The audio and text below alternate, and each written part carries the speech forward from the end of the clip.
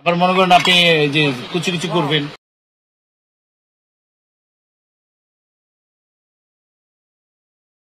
জি এটা এখানে পেঁয়াজ মরিচটা করবেন, এই যে এখানে দিতে পারবেন। এখানে আছে যে আপনার তরকারি কাটার জন্য বা ফ্রেঞ্চ ফ্রাই চিপস করার জন্য সম্পূর্ণ ডিজাইন করে বের হবে, ডিজাইন করে একসাথে অনেকগুলো দিয়ে দিবেন। ওয়াও, জি মাত্র কয় সেকেন্ড লাগছে। ওয়াও কত সুন্দর।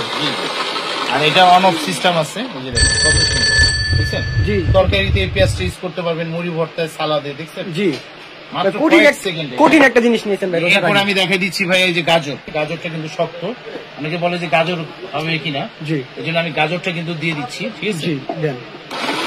এই দেখেন, ওয়াও, একদম ফ্রাই।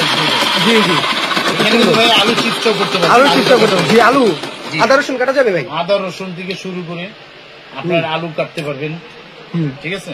এরপরে এই যে শসাটা, ঠিক আছে? ওয়াও, আরে ভাই, এত সুন্দর কাজ করে। জি আমার তো ভাই এটা নিতে মন চাইছে, বাসার জন্য নিয়ে যান ভাই। আমিও নিবো ভাই, আমিও প্রচুর সালাদ খাই। কিন্তু ভিউয়ার্স দেখেন, এখানে আপনি কিন্তু বিভিন্ন ভাবে কাটতে পারবেন। এটা এখানে কিন্তু একেবারে ইজি, কয়েকটা গার্ড আছে। এটা খোলাটা ইজি, ব্যবহার করাটা ইজি। দেখা দিন কিভাবে অনেকে মনে করে যে কঠিন, এই যে দেখেন, এই যে এখানে কিন্তু একটা সেফটি লক আছে, এই যে সেফটি এখানে লক আছে। বসে এটা শুধু না লাগলে কিন্তু চলবে না মেশিনটা। এই যে দেখেন লক হয়ে গেছে, জি। লক। এই যে একবার খুললেন, জি। আপনি মনে করেন অন্য ব্লেডটা ইউজ করতে চাচ্ছেন, জি আবার মনে করেন আপনি যে কুচি কুচি করবেন, জি এটা এখানে পেঁয়াজ মরিচটা করবেন, এই যে এখানে দিতে পারবেন। এখানে আছে যে আপনার তরকারি কাটার জন্য বা ফ্রেঞ্চ ফ্রাই চিপস করার জন্য সম্পূর্ণ ডিজাইন করে বের হবে, ডিজাইন করে বের হবে। এই দেখেন, আবার এটা বসে